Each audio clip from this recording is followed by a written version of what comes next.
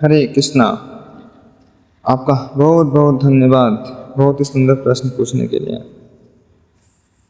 क्या कोई अमर हो सकता है तथा भक्ति में अमर होने का क्या तात्पर्य है? ये भौतिक संसार जन्म और मृत्यु का घर है। इस संसार में जिसने भी जन्म लिया उसको मृत्यु का सामना करना पड़ा है, चाहे वो व्यक्ति कितना ही शक्तिशाली क्यों ना हो। इवन कि रावण जैसे महाशक्तिशाली जिसके इशारे पर इंद्रदेव भी नाचते थे, पवन देव, अग्निदेव सब नाचते थे, उनको भी शरीर त्यागना पड़ा। बड़े बड़े महारथी कोई छूट नहीं पाए। इसलिए इस संसार में ऐसा कोई व्यक्ति नहीं है जो कि शरीर के साथ अमर हो पाए। अलेक्जेंडर ये एक महान शासक थे, पूरी दुनिया कब्जा कर लिए थे, ये भी नहीं रह पाए।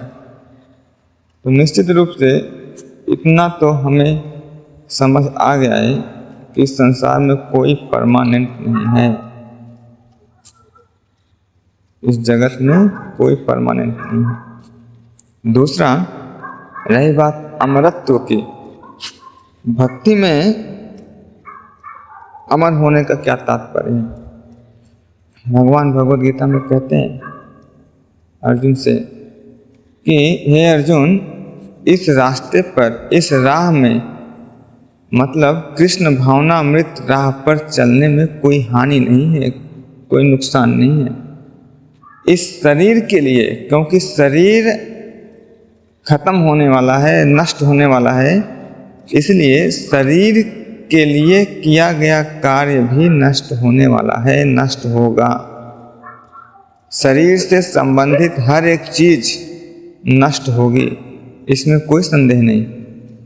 शरीर से कनेक्टेड माता पिता, शरीर से कनेक्टेड जमीन जायदाद, शरीर से कनेक्टेड बीवी बच्चे दोस्त यार धन, सारे रिश्ते, शरीर से कनेक्टेड सारे रिश्ते, ये सब खत्म होने वाले हैं, नष्ट होने वाले हैं। लेकिन आध्यात्मिकता की राह पर जो लोग, जो भक्त कृष्ण भावनामृत का अभ्यास करते हैं वो खत्म होने वाला नहीं, क्योंकि वो शरीर से कनेक्टेड नहीं है।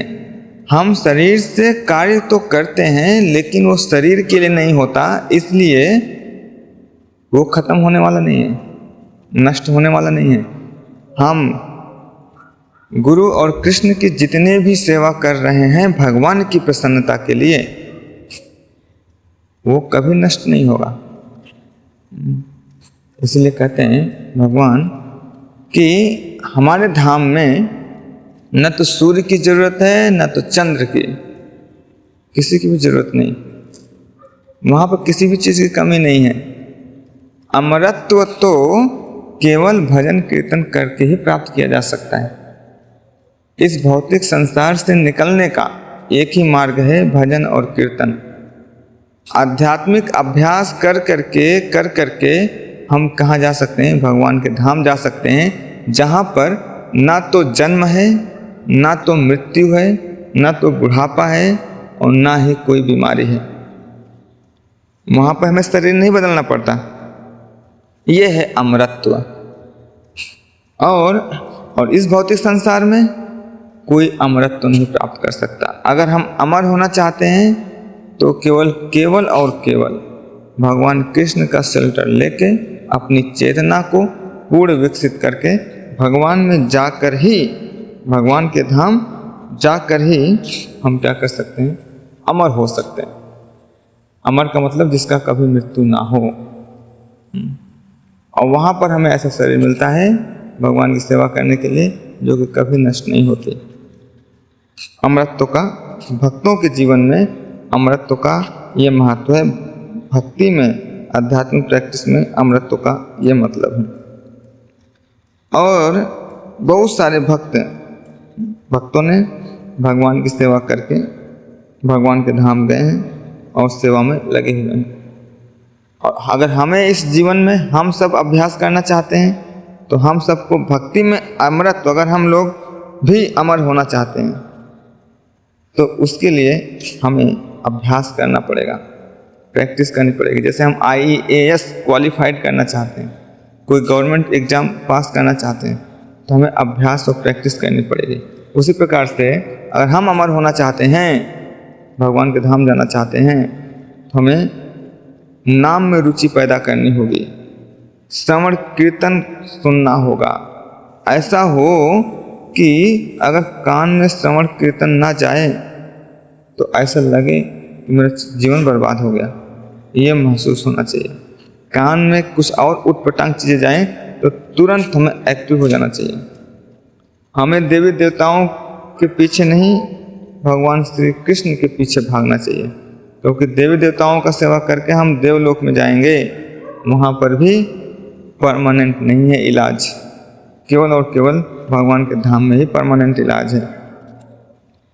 शुद्ध जीवन शैली, पवित्रता, सदाचार, करुणा, सत्संग, केवल और केवल भक्तों का संग, भक्तों के संग में और सेवा में ही जीवन व्यतीत करना चाहिए। ऐसा जीवन हो तब जाकर हम क्या कर सकते हैं, भगवान के धाम, गोलोक वृंदावन धाम, शाश्वत धाम, शाश्वत मतलब परमानेंट धाम पहुंचकर हम अमृत की प्राप्ति कर सकते हैं। इसके अलावा और कोई रास्ता नहीं है, और कोई रास्ता नहीं है, और कोई रास्ता नहीं है।